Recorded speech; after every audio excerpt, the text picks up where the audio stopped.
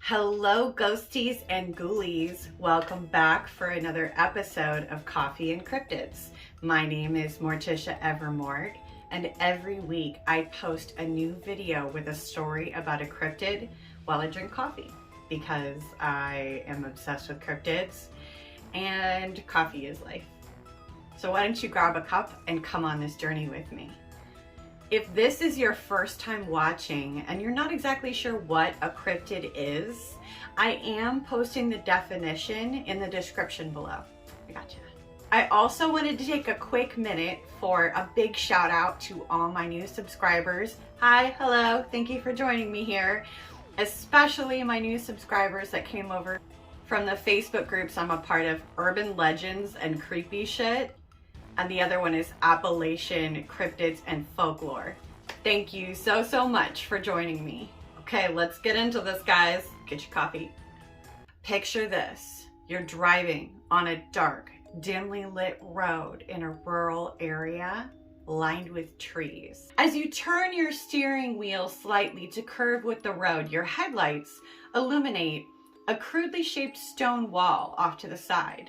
It's one you've seen many times. It's common to this area, nothing new about it. But something's on that wall. Something reflects back at you from your headlights. You see bright orange eyes glowing back at you on top of that stone wall. You can make out some kind of creature, and you're thinking to yourself, is it a cat, a dog, a fox? You're like, what could it be? And these thoughts are running through your head as you're trying to make sense of what your eyes are seeing on that stone wall. It's definitely not a cat. It's not any kind of fox. This size is way too large. It's like nothing you can actually identify. You can't quite put your finger on it. It's humanoid in shape with a melon-shaped head, a small body, and long limbs. You can see its fingers are tendril-like. It doesn't have a mouth or a nose, and its skin looks rough, almost like shark skin. In the glow of your headlights, the color of its skin looks sort of peach colored. Its eyes are round and glassy. They don't have eyelids. They're staring right at you, glowing. Fear prickles your skin. Your heart starts to race. Your palms get sweaty as you grip your steering wheel harder. It's getting hard to breathe. What is this thing? What have you seen? It's shocking and terrifying. You step on the gas, driving faster and faster, trying to escape, but you can't.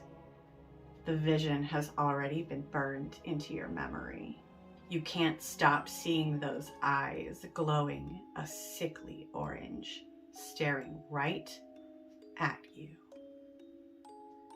What do? I mean, what can you do in a situation like that? Besides drive like hell and get out of there, would you go back and investigate? Let's dig in to a true life encounter from 3 teenagers who encountered this cryptid. Welcome to Dover, Massachusetts. Dover is a small, quiet, residential town about 15 minutes southwest of Boston. It's nestled on the south banks of the Charles River. It's one of the smallest towns in Norfolk County, and also one of the richest towns, dotted with horse farms and large sprawling properties. It's beautiful. Google it. All right, let's get into this. Grab your coffee. Settle in, guys. It's gonna be a ride. The year is 1977. On April 21st at 10:30 p.m., 3 17-year-olds, Bill Bartlett, Mike Mazzaka, and Andy Brody, were all driving to Bill's house in Bill's Volkswagen. They were driving north on Farm Road near Bridge Street, which happens to be near an odd stone formation in the woods called the Polka Stone, but we'll get back to that later. Bill said they were probably out looking for beer. I mean, come on. But they didn't have any that night. Bill was focused on the road driving, smart Bill, while Mike and Andy were chit-chatting. Suddenly, Bill sees something about 10 feet up ahead on a loose stone wall to the left of the car. At first he's thinking it's probably just a cat or a dog, you know, whatever, until his headlights actually shine on it and he sees that whatever this thing is about 4 feet tall. It stops moving, slowly turning to face Bill with glowing eyes. Bill can see that they're glassy and lidless. Bill said they looked like 2 orange marbles. It has no other facial features, just the eyes. He can make out the details of this eerie human-like creature. He sees fingers on the creature's hands. They're long and thin, wrapped around a rock as it stands frozen, staring straight at him. Bill said it looked almost like a baby's body in size, with long arms and legs. Its head was melon-shaped, and the head was the same size as the rest of the body. He described the color of its skin as being the color of people in the Sunday comics. That is oddly specific. Its huge head was held up by a very thin neck with long arms and legs. Bill could see, despite the thin, long arms and legs, it had giant hands and feet. He said its body reminded him of kids with distended bellies. Its hairless, textured skin reminded him of wet sandpaper, or almost like a shark. Now, Bill grew up around animals and was familiar with running into the odd mangy fox. And he said, no, it definitely wasn't that. It was some kind of creature with long, thin fingers, more human-like in its form than animal. Is this sounding a little bit like E.T. to anyone else? No, just me? Okay. The whole encounter happens in just 10 seconds, basically the time it takes for Bill to drive from one utility pole to the next. Bill said as he drove by, the thing turned its head to look at him as he was driving past, and that he felt it lock gaze with him, and it freaked him out like an experience you'll never forget. So what does Bill do next? Bill stomps on the gas. He's freaked out. He takes that next corner at like 45 miles per hour, just like he's getting out. Bill turns to his friends and he's like, did you see that? And his friends are like, nah, describe it. Mike and Andy can see that Bill is visibly shaken. And so they decide to pull over about 3/4 of a mile down the road. Once they pulled over, Bill describes to them what he saw, and they're like, go back, go back. And Bill's like, no way, no way. You know, teenage peer pressure is this totally weird phenomena all on its own that gets you to do things you would never, ever consider doing in any other time, place, form, or event, honestly. So what do they end up doing? They go back. They did all agree to stay in the car. And as they're driving back, Mike leans out the window and he's like, come on, creature. And Bill's over here like, dude, knock it off. And Mike's like, I want to see you. Obviously, the creature does not crack to teenage peer pressure because it did not come back. Eventually, Bill ended up taking Mike and Andy home and went home himself. And when he got home, his dad could see that he was very upset and asked Bill what was wrong. So Bill, of course, told him what he had seen. And, you know, it was obvious that he was super shaken up by this. He was very upset. He said that it scared him to death and he never wanted to go back and see it. He also said it was not a prank, he was not trying to be funny, and that anyone who knows him would know he wouldn't do something like that. I really can't say that I blame him for feeling that way, because if I was driving down the road and I saw a 4-foot humanoid cryptid creature with orange glowing eyes without eyelids, glowing and staring right at me, following me as I was driving past, I would like nope the F out of there. It'd just be like, nope, nope, nope, not happening. Nope, Now, Bill happened to be a budding artist and had excellent visual memory. He also happened to be a member of Boston's Copley Art Society, which was a well-known amateur arts guild. So what does Bill do? He draws a picture. But Bill didn't just draw a picture of the creature that he saw. He also added a personal statement to his drawing that said, "I, Bill Bartlett, swear on a stack of Bibles that I saw this creature." On a stack of Bibles.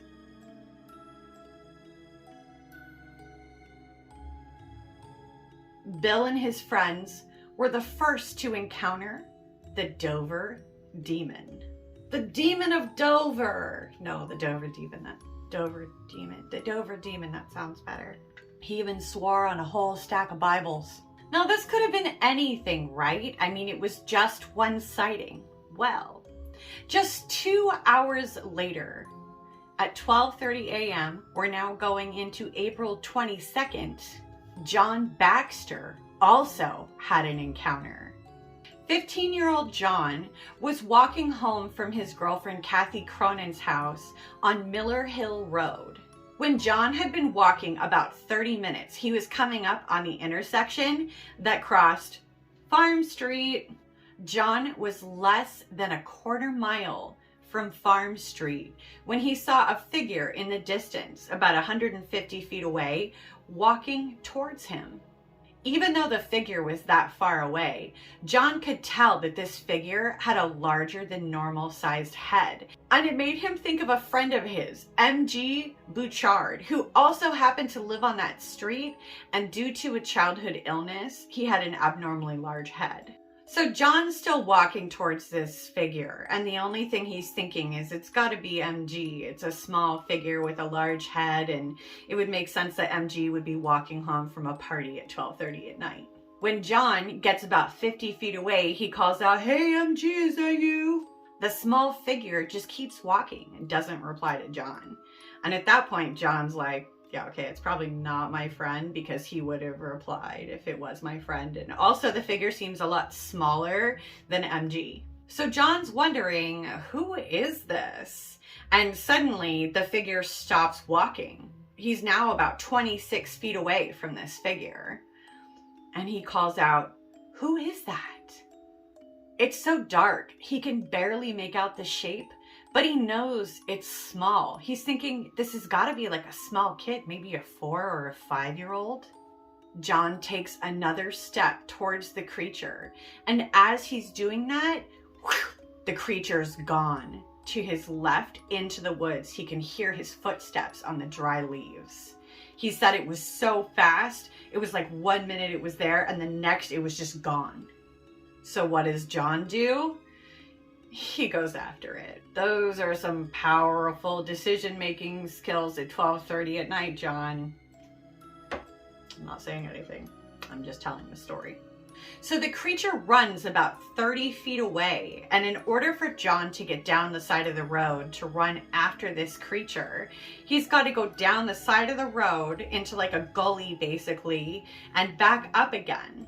So he does that. He goes down and he's going after it, and he stops, almost falling into a brook, because he hadn't heard any feet splattering through the water. So he didn't know that the brook was there and almost fell into it.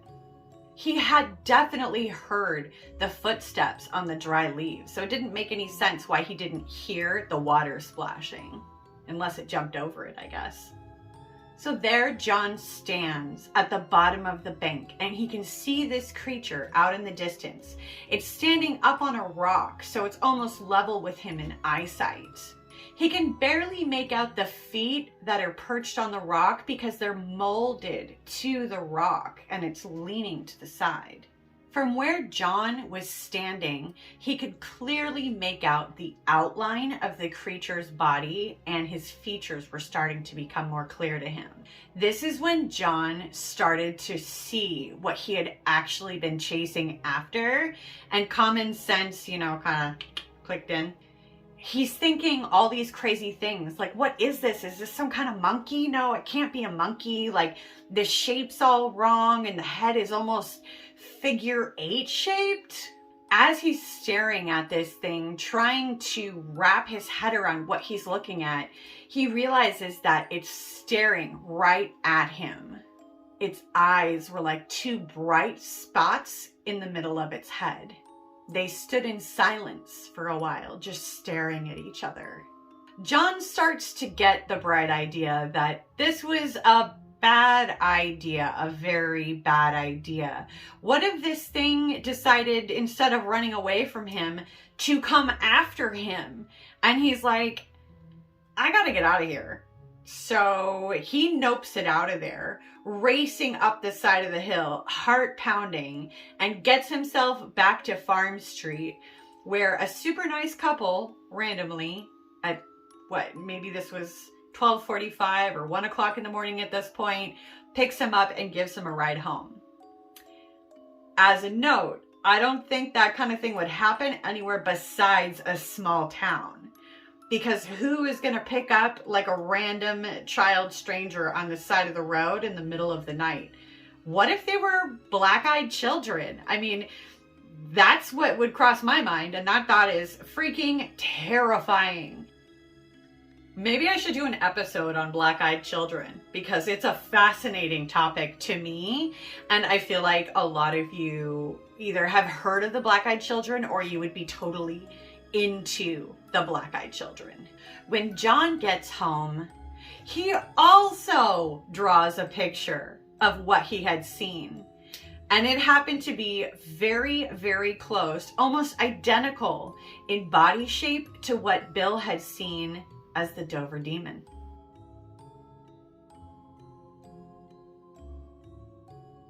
So this Dover Demon was really getting around town, like all the cool kids were seeing it. That next day, Bill runs into his friend Will Tainter and tells him about what had happened to him the night before and this crazy encounter with the Dover Demon that he had.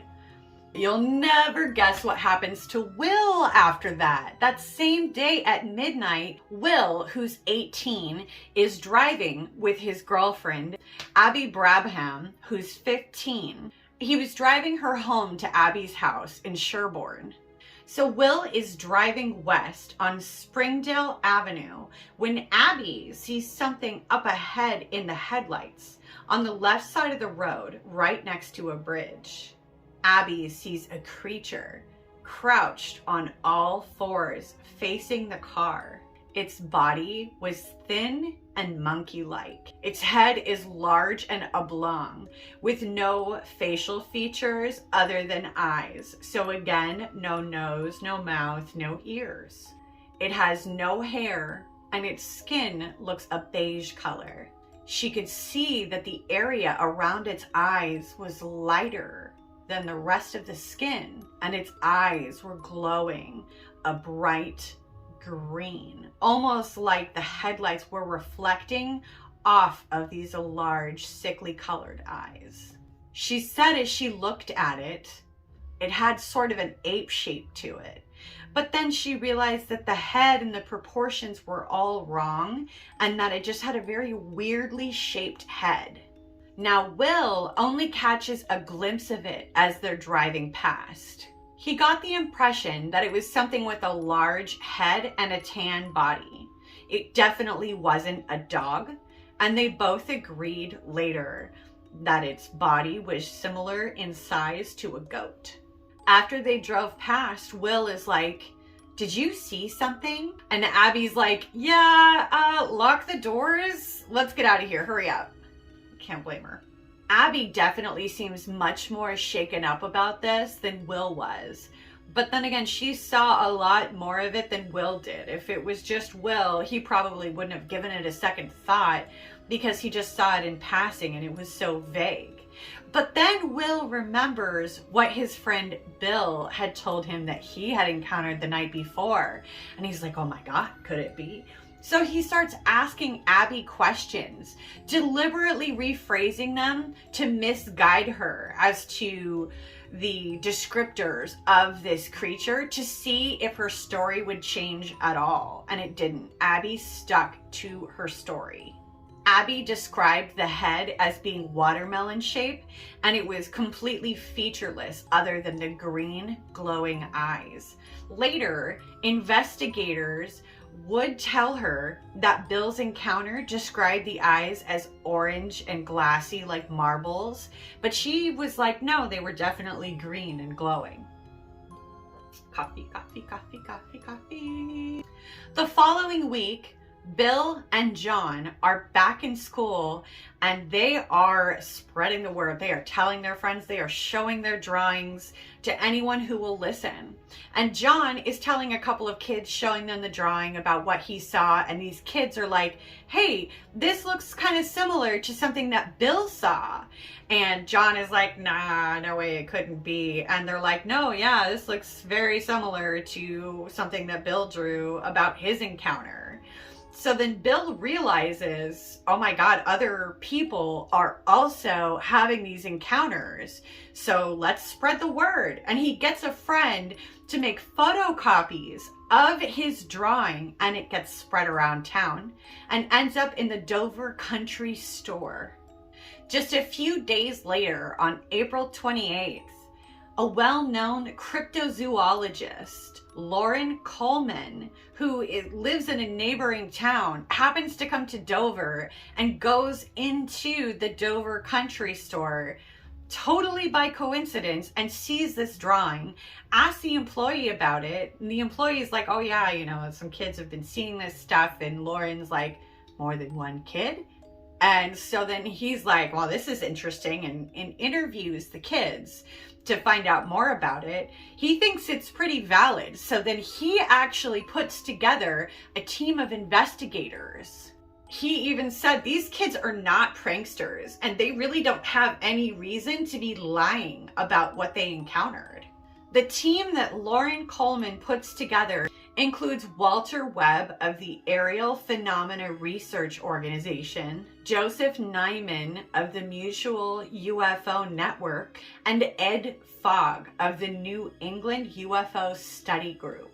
Struck by the creature's resemblance to the type of humanoid creatures usually associated with UFO encounters, but they can't really connect the dots because none of the encounters include a report of seeing any kind of flying object like a saucer or UFO of any kind. With a team of smaddies like this, if the Dover Demon was a hoax, they would have definitely uncovered it. Smaddies. You see what I did there? After the investigation started, the police ended up getting involved. A police spokesman went on record saying that the reports were not made public until after the time that Loren Coleman started his investigation. The spokesman also said that officers did check out the scenes of the reports, but they didn't find anything suspicious. Another officer was quoted saying the reports were a total joke. Sure. Another officer, Officer Jim Brown, said, we don't have any reports. We're just going off of what we read in the newspapers. And speaking of newspapers, since Loren Coleman was there doing an investigation, the newspapers were totally blowing up. And reports of the Dover Demon were coming out in newspapers all over the place, not just locally. So the Dover Demon was finally starting to get some recognition that I, for one, feel that it truly deserved. Go Dover Demon. But some of it was pretty fun. Like one report said that there was a watercolor painting of the Dover Demon hanging in the police station in Dover. Yeah, okay. Police Chief Carl Sheridan went on record saying the only thing that worried him was the report of 17-year-old Bill Bartlett. It was also reported that Carl was a good friend of the Bartlett family and gave Bill a high recommendation. Whereas the rest of the teachers were like, Bill is a bad kid. He is not to be trusted, and he's totally capable of pulling off a hoax like this. In fact, Bill and John were both rumored to hang out in the smokers lounge at the school. Oh my. It really seemed like the parents and the students and the teachers and everything were initially just like, yeah, okay, whatever, this is a hoax. But then the more it went on and the more involved the investigations and everything got, the more they really started to believe that what Bill and John and Will and Abby had encountered was really real. The team of investigators said that there was nothing in the witnesses' backgrounds to suggest they might be pranksters, and much to suggest that they were honest, upright teenagers. Walter Webb said none of the four were on drugs or drinking at the time of his or her encounters that they could determine. None of the principals in this affair made any attempt to go to the press or the police to publicize their claims in any way. Instead, the sightings gradually leaked out. Finally, the teenagers' own parents, the high school principal, the science teacher, didn't believe it was a hoax, basically implying that the youths did see something. As for the idea that the witnesses were victims to somebody else's stunt, this seems most unlikely, chiefly due to the virtual impossibility of creating a lifelike demon of the sort described. Although, I mean, that was 1977, and now with the kind of stuff you see at, you know, the Halloween store, Spirit Halloween each year, it's insane what they can do now. It's just, some of that stuff is like super, super creepy. When the Dover demon was sighted in 1977, it might not have actually been the first time. Mark Sennett of Sherborne in the early 1970s said that there was talk of seeing strange things in the woods. Mark said that him and his friends may have seen the Dover demon themselves. They were at Channing Pond on Spring Avenue in 1972. He said, I don't know if we really saw anything. I mean, we think we did. We saw a small figure deep in the woods moving at the edge of the pond. We could see it moving in the headlights. He also said it had glowing eyes. We didn't know, it could have been an animal, but they did report it to the local police station, and the police did investigate it, but they didn't find anything. The Dover demon actually got its name from Loren Coleman. He studied Dover's history and even said in a phone interview that he was struck at the fact that the area where the demon was sighted has a tradition of unexplained activity. Ooh, it gets more interesting. Remember that random rock that I mentioned at the beginning of the story? Okay, now we're getting back to it. There was a historian, Frank Smith, that published a book in 1914. The book was called Dover Farms. Frank wrote about Farm Street. He said in his book, in early times, this road went around the picturesque Poca Rock on the farm of George Battelle, which was called for a man by that name, of who it is remembered, that amid the superstitions of the age, he thought he saw his satanic majesty riding on horseback by the secluded spot. The historian goes on to say, the location has long been looked on as one in which treasures are hid.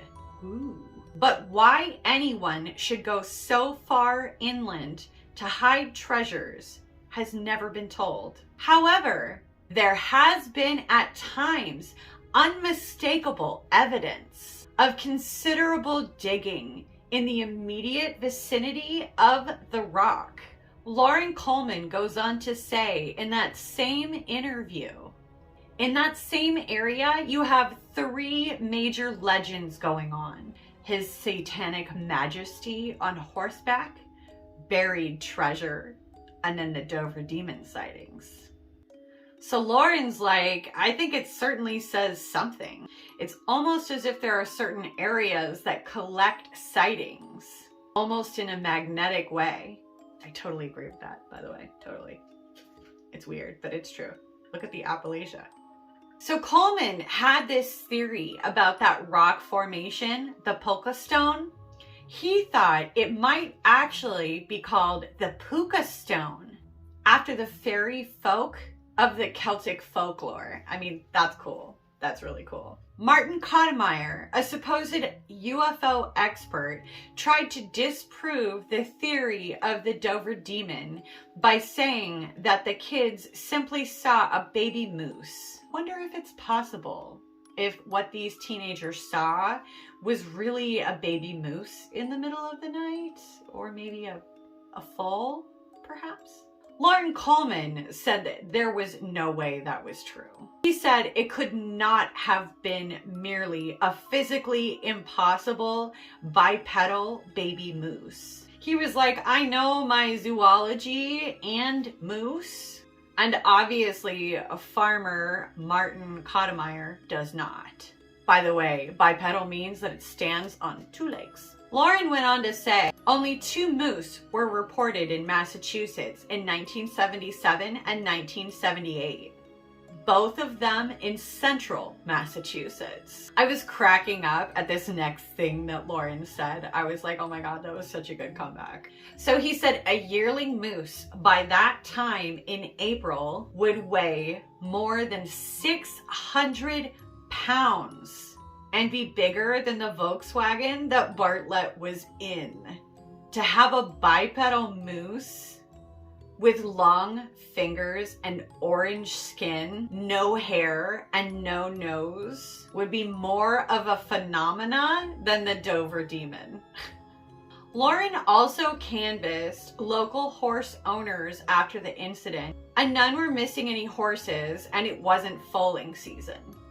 Loren actually published a fascinating book called Mysterious America, where he did an extended chapter about the Dover Demon. So I've actually linked the book on Amazon in the description below for you if you're interested in checking it out.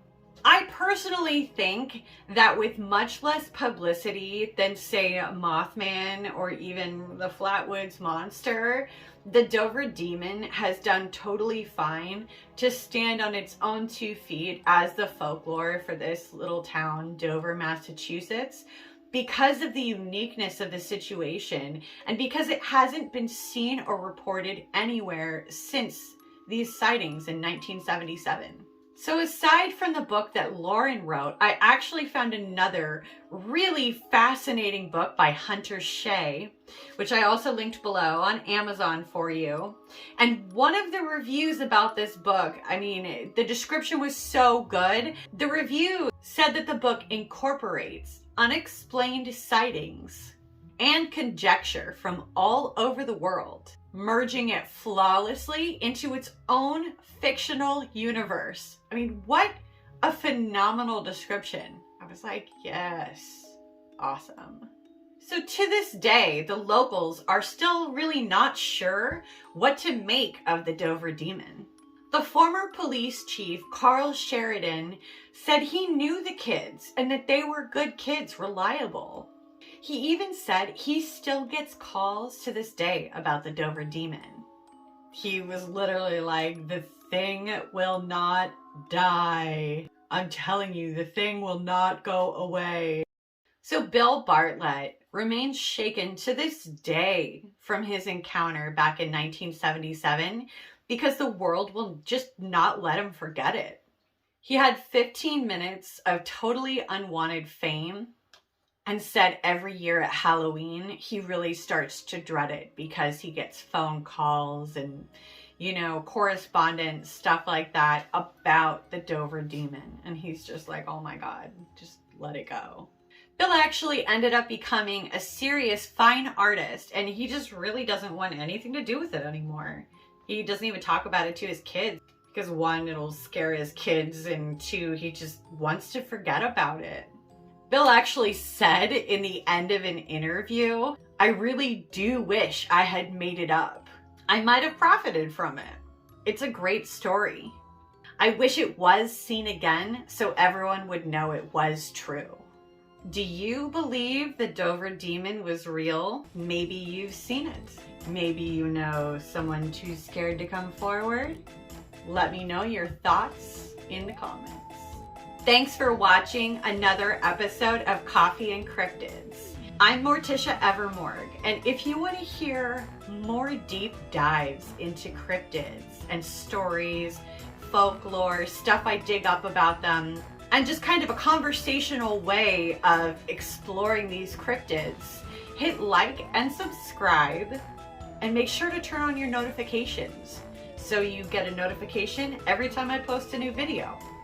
Also, if you've had your own encounters with cryptids that you'd like to share, feel free to contact me directly, and I'm putting my contact details below so we can talk about it and see if it might be something I could fit into an episode on my show. If you're interested in going down the Dover demon rabbit hole, which is pretty fun, I'm posting the links to all of my sources below. Thank you again. Stay weird, my friends. Okay, bye.